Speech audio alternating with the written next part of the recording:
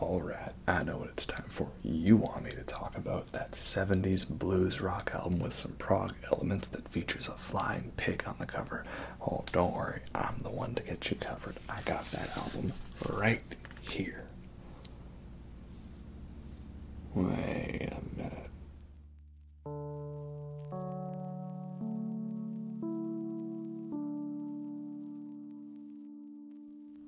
Hello everyone, and welcome to the ASMR review show. For this video, we're going to be once again, finally at last, continuing our journey through the King Gizzard and the Lizard Wizard albums. It's been quite a slow year, here we are, August, September, only one album this year. It's very slow. What are you guys, going on your most epic tour ever? Oh yeah, that's right. They are, man. Oh, it's gonna be a good one, alright. First off, of course, we had to get ourselves a nice beer that fit the theme of the album, and this was quite an easy one for me to figure out. This was the Filthy Dirty IPA from Parallel 49, and it's an IPA. 7.2%. It's a strong one. Yeah. It's quite dry and hoppy of an IPA. I don't have it in a glass, but I don't think it's a hazy one. You can get some IPAs that are very, fruity or, flavorful in that way. It's kind of dry. This one is just pretty old school IPA, I would say,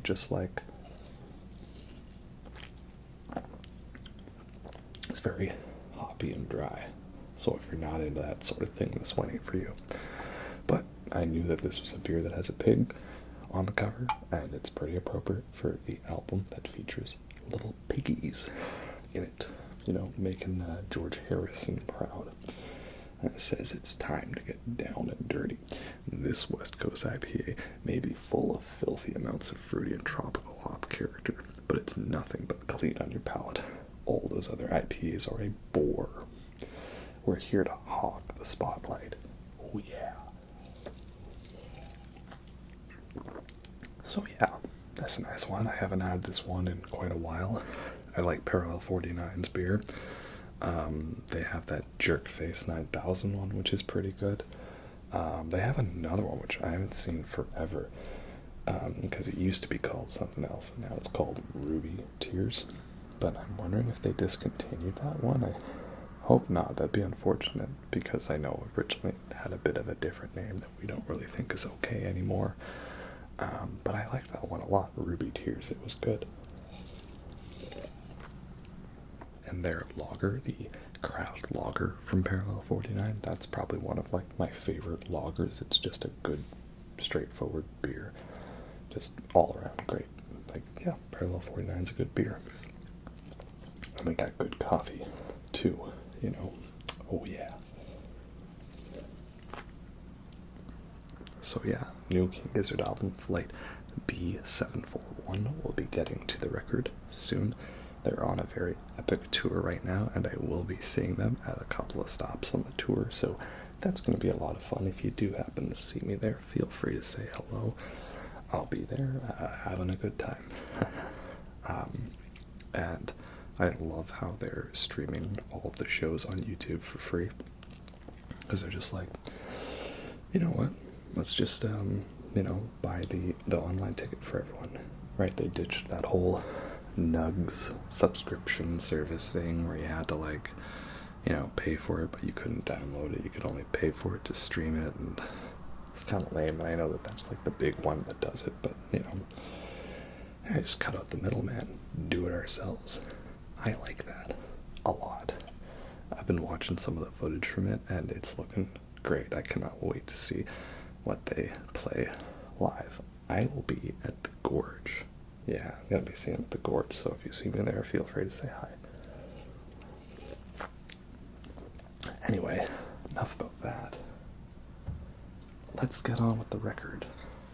The real one, that is.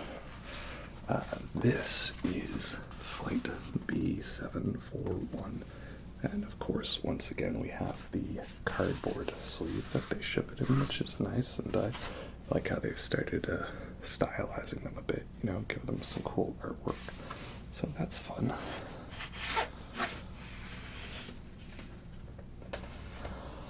And here we have it, Flight B741. Oh yeah, and it's sort of an embossed, the sheen, the glossiness to it. It's got this nice texture, which I like. Yeah, it's very nice. And it's a nice little picture. There's this plane, and there's pigs flying it. Little piggies. I don't know what that's all about. But I think they just had this kind of fun concept to it, and then Jason Galea, who does all the art for them, came up with another fun thing.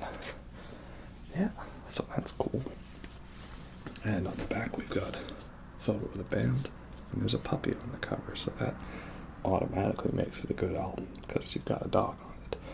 And then I believe, is this Sammy?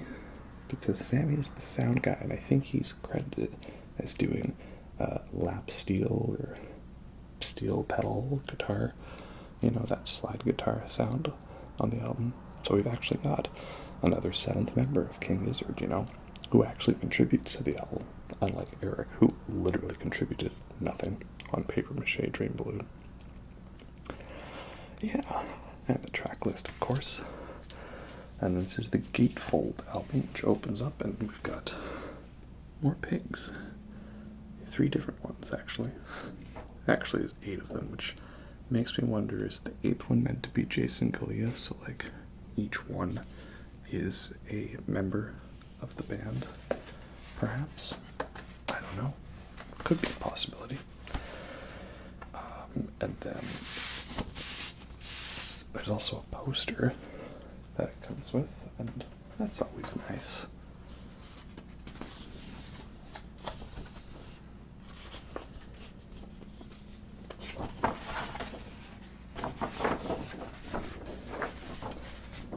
It's of alternate angle of the artwork on one side, and a picture of the band all in their plane on the other.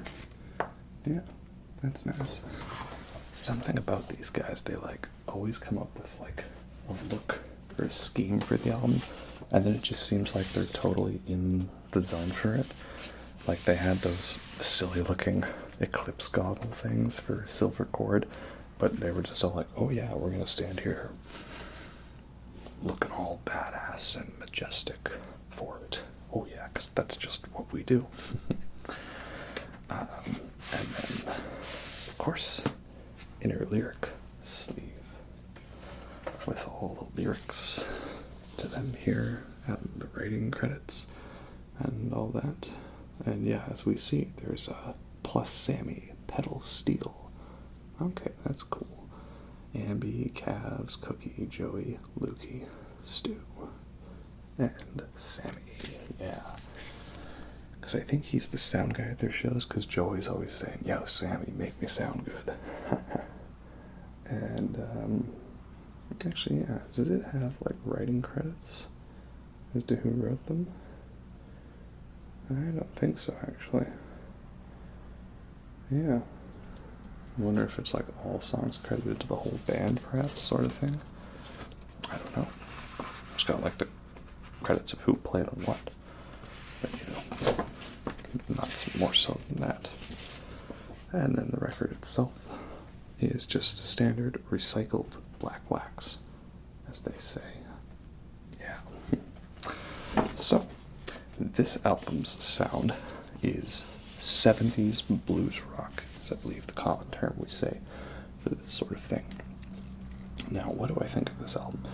Well, it is not one of my personal favorites, but that is because if you've been following this series, you know that I'm a fan of the heavy King Giz, the garage rock heaviness, the metal, and the microtonal stuff, which this album does not really fit into any of those categories. But it is still good, and it is still fun. it's just not a personal number one favorite of mine. And I think it took me many listens to really get it, because I will admit the first listen I was left a little underwhelmed, personally.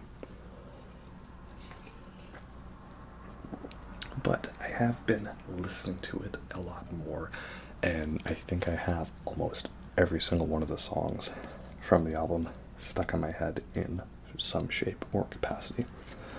So it has been sticking, but it wasn't an instant classic for me like Patriotic Apocalypse or Dawn of Eternal Night, Annihilation of Planet Earth, and the Beginning of Merciless Damnation, or KGLW. Those ones, one listen, and I was like, oh my god, this is the greatest album I've ever heard in my life. But didn't really get that vibe from this one. Oh well, that's okay, because again, it's still fun, and I like it. If anything, I think I'm most excited to see how these songs translate live. And that's why I've been checking out the YouTube streams. I've been hearing how they do these songs live, and I'm really liking it a lot. So that's going to be fun, to see how it is in the live atmosphere. It's kind of interesting, like the vibe I get from this.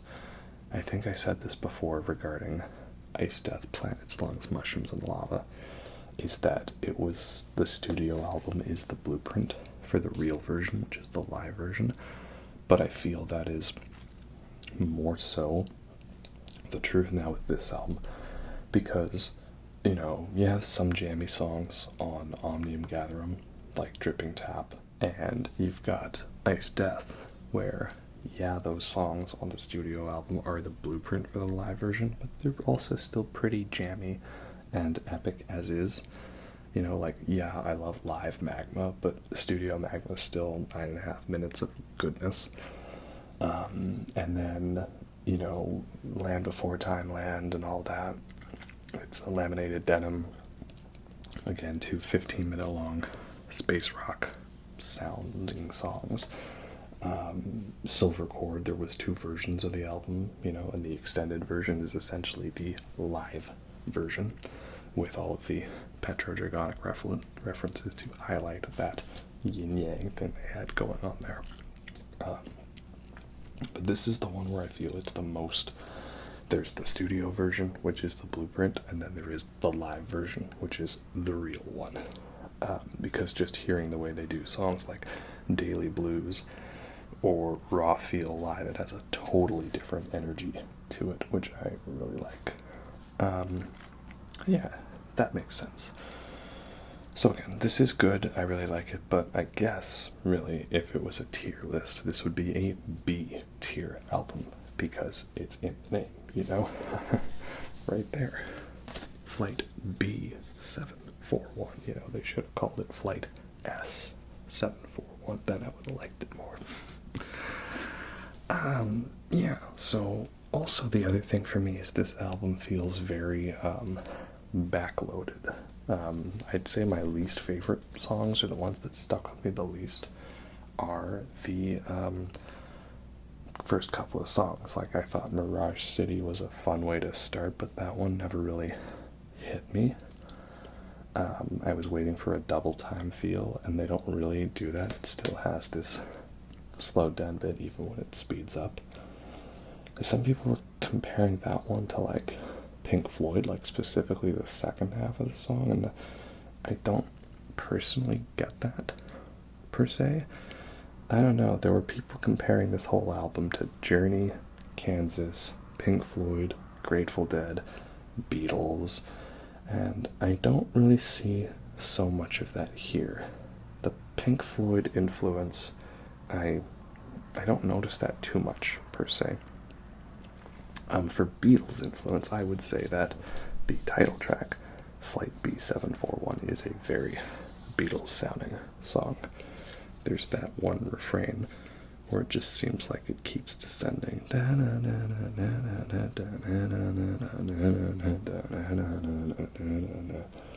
That feels very like the 70s, like late 60s psychedelic Beatles sounding song. So I like that one a lot. It's very fun. And then for Grateful Dead vibe, well, I definitely hear that overall.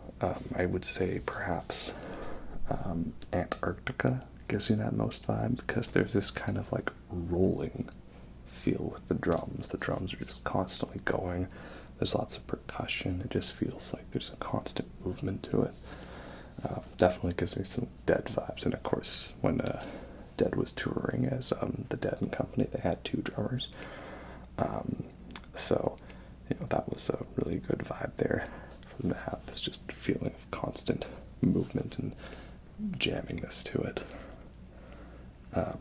Field of Vision definitely gives me 70s rock vibes. That feels like the most straight up like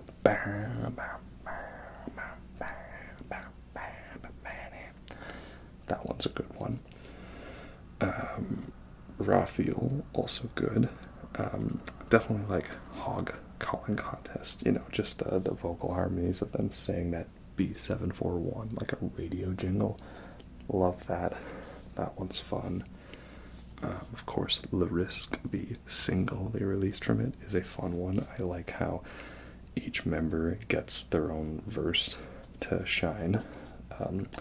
Though it is funny, I feel like Stu's verse is almost like the song goes down just to the bass line, and I feel like him walking up to the mic like, alright, I'm gonna show you how it's done, Yeah, I really like the second half of this album, because is Le Risque. Yeah, Le Risque is the start of side B. Coincidentally, side B of B741, I think, is the stronger side. Because Mirage City, Antarctica, Raw Feel, those are decent. Field of Vision and Hog Calling Contest are pretty good. But basically, Le Risque to Daily Blues is a really great stretch of music there. They're all really fun vibes, fun jams. Sad Pilot, Rats in the Sky, those have this fun kind of dynamic to them. There's kind of this concept of like going on a journey, but perhaps maybe the people taking us on the journey are not doing that great of a job. This B741, this flight is crashing and falling down. It's risky, Evil Knievel. And the guy who's flying the plane, he's always been drinking, right? I've been drinking on the job again. And if he's having one of these ones, he's having something pretty strong, Oh yeah.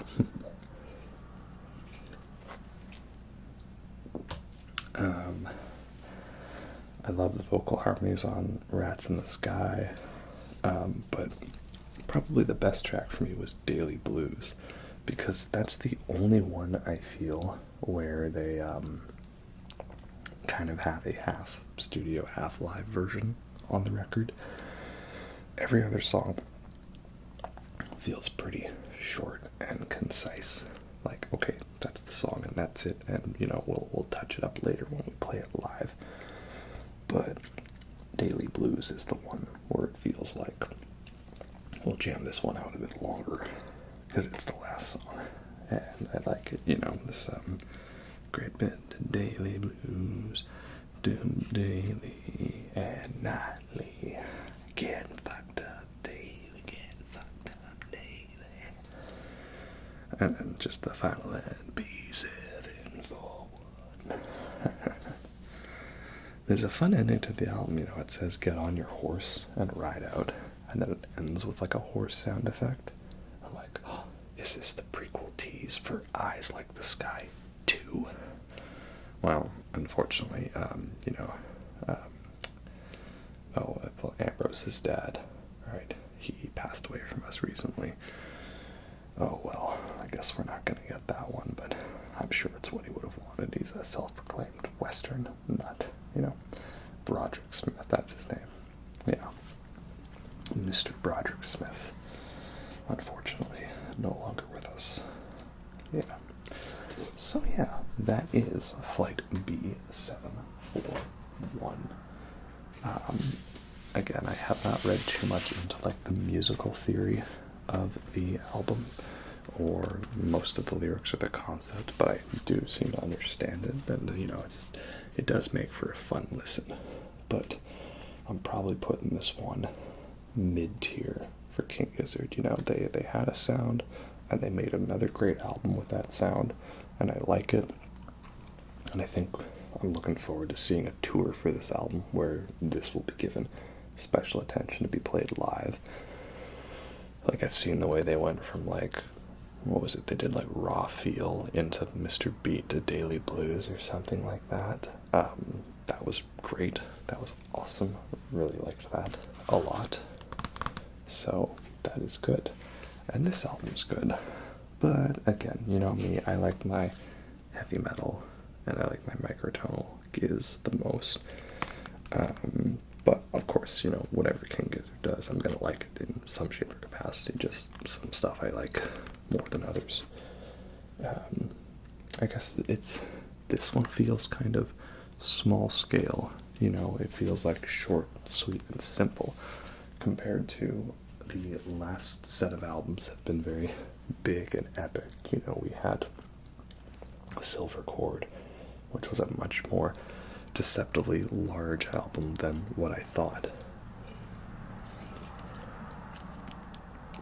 And he had this epic double vinyl of jammy electronic music that was great.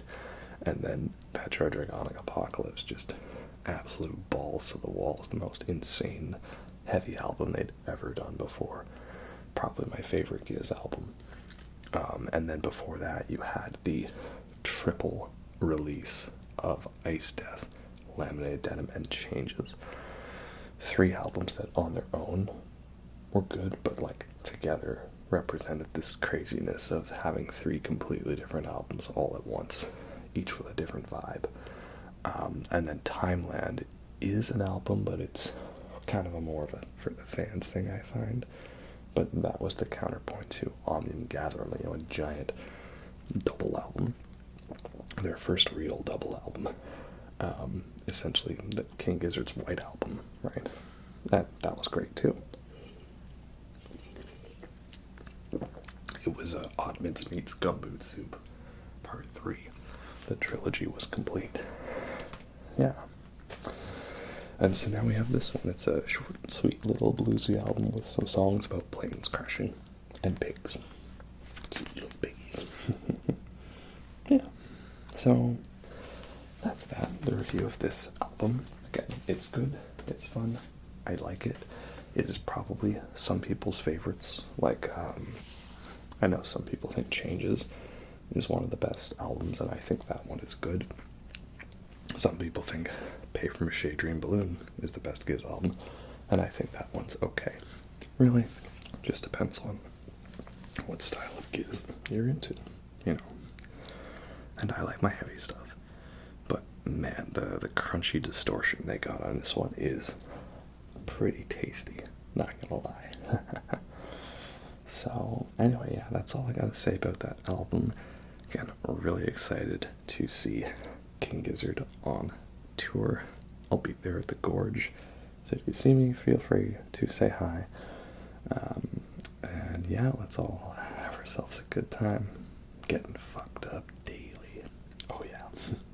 Thank you for flying the ASMR review show. We hope you've enjoyed your stay. Please return your seat back tables to their upright and locked positions. That's the phrasing, right? And we hope you have a pleasant day. Another happy landing.